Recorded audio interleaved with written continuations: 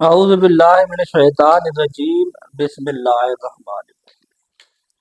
ہم قوانین اعلان اجوف پڑھ رہے تھے دستور المبتدی سے، اور ہم نے پہلا قانون یہ پڑھا کہ ہر واو اور یا جو متحرک ہو حرکت لازم کے ساتھ اور اس سے ما قبل مفتوح ہو فتح لازم کے ساتھ، تو اس واو اور یا کو الف سے بدلتے ہیں اگر معنی نہ ہو۔ تو مصنف نے فرمایا کہ معنی 5 ہیں۔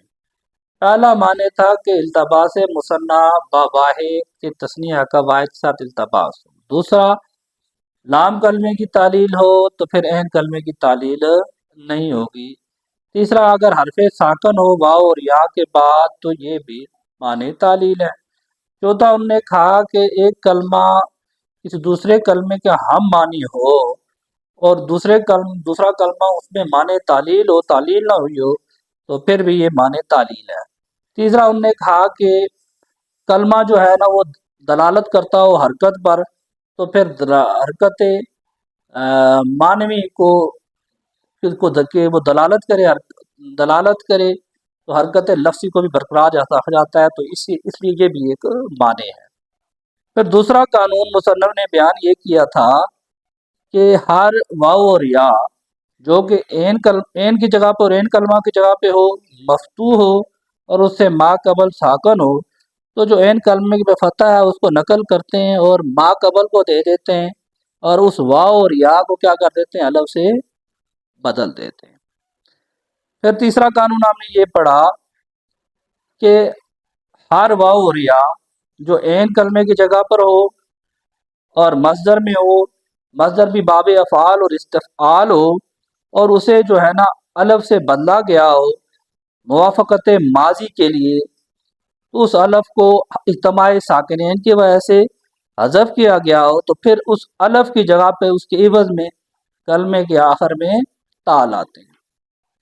پھر چوتھا قانون ہم نے یہ پڑھا تھا کہ ہر واو اور یا جو کہ اس میں فاعل کے الف کے بعد آئے اور اس کے ماضی میں واو اور یا کو الف سے بدلا گیا ہو، تو اس وقت یہ واجب ہوتا ہے اور عام ہوتا ہے، یعنی اسم اور فعل دونوں میں ایسا ہوتا ہے کہ اس واو اور یا کو اس میں فاعل کے اس میں حمزہ سے بدل دیتے ہیں۔ اس کی مثال دی تھی انہوں نے قائل و بائن۔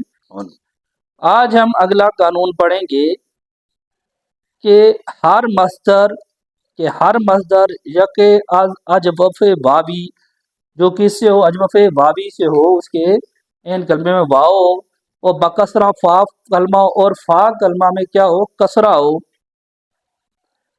و در فعل ہو تعلیل شدہ باشد اور اس کے فعل میں تعلیل ہوئی ہو، تو واجب ہے کہ اورا از جہت کسرہ ما قبل کہ اس کے ما قبل میں جو کسرہ ہے اس کی وجہ سے، وہ موافقت فعل اور فعل کی موافقت کی وجہ سے کہ اس میں تعلیل ہوئی تھی، اس کو بایا بدل کنند اس کو واو سے بدل دیا جائے۔ اس کی انہوں نے مثال دی کہ کاما قیامن و ساما سیامن، کہ دراصل قیامن و سیامن بود، یہ جو کاما اور قیامن و ساما اور سیامن یہ اصل میں کیا تھے، قیامن اور سیامن تھے۔ و در قالا قولن و ساما سومن، واو یا نہ شد کہ قالا قولن اور ساما سومن میں واو یا نہیں ہوا، ازاں کے کیونکہ فا کلمہ مکسور نیس، اس میں جو فا کلمہ ہے نا وہ مکسور نہیں ہے۔ و در قاوما قوامن و جاوزا جوازن واو یا نہ شد کہ واو یا نہیں ہوئی، اور اس کی وجہ کیا بیان کی، ازاں کے کیونکہ در فعل ہو تعلیل نہ شدہ کہ اس کے فعل میں تعلیل نہیں ہوئی، کیونکہ 3 شرطیں تھی، ایک تو اجوف واوی ہو، دوسرا فا کلمے پہ کسرہ ہو، اور تیسرا اس کے فعل میں تعلیل ہوئی ہو، تو اس میں فعل میں تعلیل نہیں ہوئی۔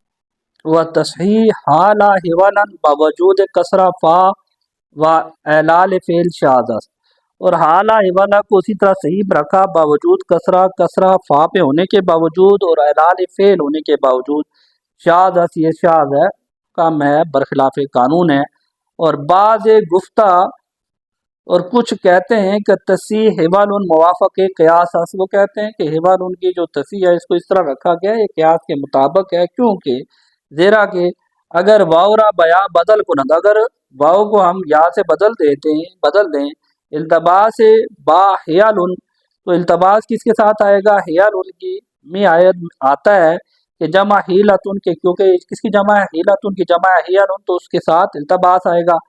وہ التباس معنی تعلیل، اور التباس کیا ہے؟ معنی تعلیل ہے۔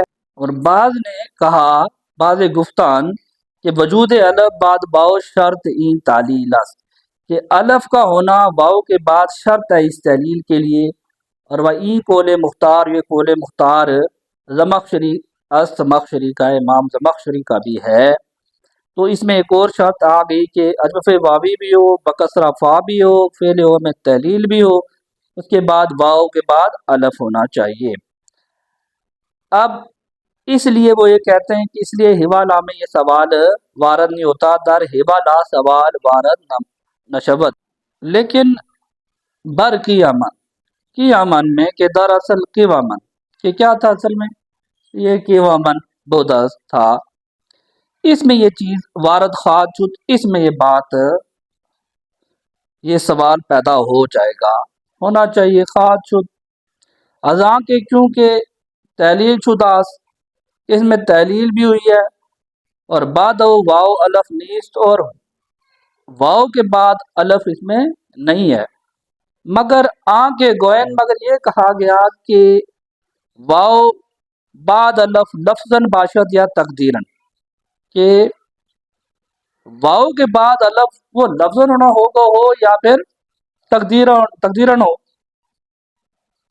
اور در ای جا اور اس جگہ پہ الف جو ہے وہ تقدیری یا تقدیراً ہے، ازاں کے در اصل، کیونکہ اصل میں قوامن بوداست، کہ یہ کیا تھا؟ قوامن تھا، بعد او کسر کردن، اس میں بعد میں کسر کیا تو یہ پھر قوامن ہوا۔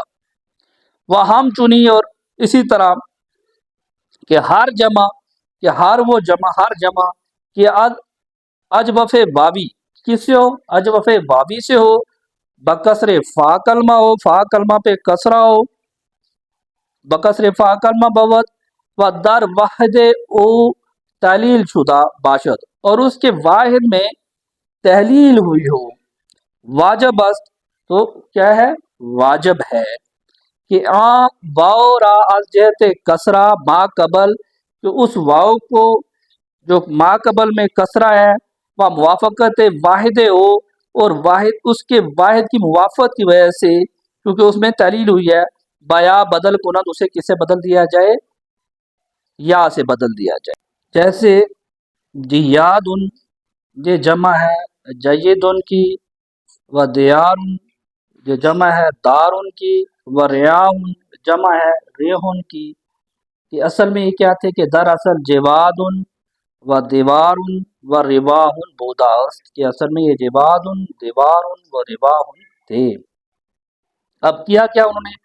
واؤ را از جہت کسرہ ما قبل، واؤ کو ما قبل میں کسرہ ہونے کی وجہ سے، وہ موافقت واحد، موافقت واحد سے، کیونکہ اس میں بھی تعلیل ہوئی تھی، بیا بدل کردن، یا سے بدل دیا، زیرا کہ جیدن و دارن و ریحن، کیونکہ جیدن، دارن و ریحن کہ در اصل کی اصل میں وہ کیا تھے؟ جائبدن و دبرن و رواحن، دودھ کے وہ جائبدن، دبرن و رواحن تھے۔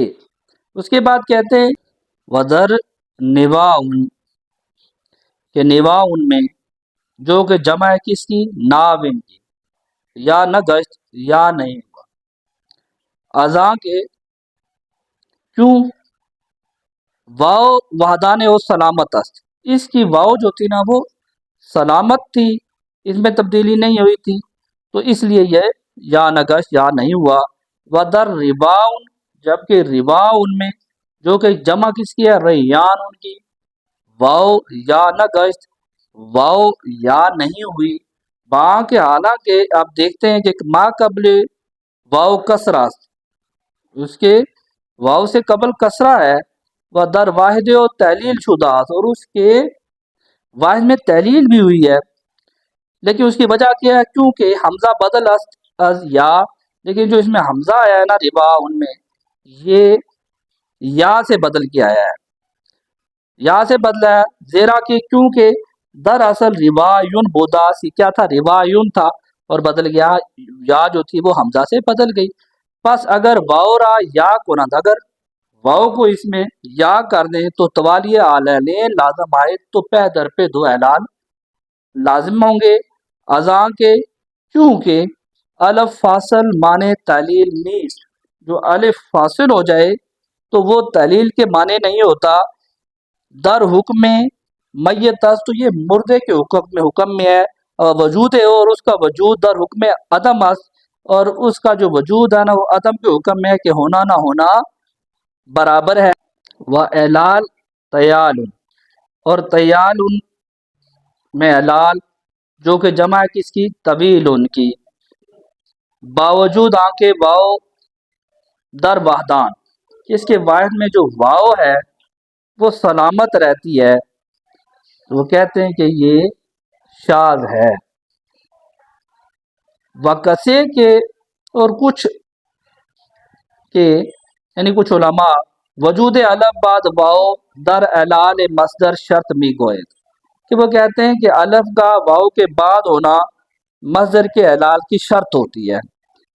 در اعلال جمع نیز شرط میم گوید، اور وہ کہتے ہیں کہ جمع میں بھی اعلال اگر کریں گی تو پھر بھی یہ شرط، وہ اس میں بھی اس شرط کو کہتے ہیں کہ یہ شرط ہے کہ الف کے بعد واؤ ہو، تو ان پہ برو وارد بھی شبد، ان پہ یہ اعتراض وارد ہوتا ہے۔ و تیارن جمع تاراتن، یہ تیارن کس کی جمع ہے؟ تاراتن کی۔ و دیامن جمع دیمتن، اور دیامن جمع کس کی ہے؟ دیمتن، کہ دراصل اصل میں یہ کیا تھے؟ تیوارن و دیوامن بود، یہ تیوارن اور دیوامن تھے۔ ازاں کے تحلیل شدہ است، ان کی تحلیل بھی ہوئی ہے، اور بعد واؤ الف نیست، اور واؤ کے بعد الف بھی نہیں ہے، مگر آن کے گوید، مگر کہا یہ گیا ہے کہ این قلیل است، کہ یہ قلیل ہے، کم ہے۔ تو ان نے کہا یہ شرط ہوتی ہے اعلال کے لیے، کچھ نے کہا جس میں امام زمخشری بھی ہیں، تو ان کا یہ تھا کہ مصدر میں اعلال کے لیے جو شرط ہے وہ الف بعد واؤ، اور اس میں جو جمع میں بھی ہے اعلال کریں گے تو بھی یہی شرط ہے، اور ان پہ یہ اعتراض تو آتا ہے، اور پھر انہوں نے مثال دی تیار ان کی اور دیا من کی، کہ اصل میں یہ تیوارن و دیوامن تھے، اور ان میں تحلیل ہوئی، اور ان میں بعد واو الف نہیں ہے، مگر یہ بہت کم ہے، قلیل ہے۔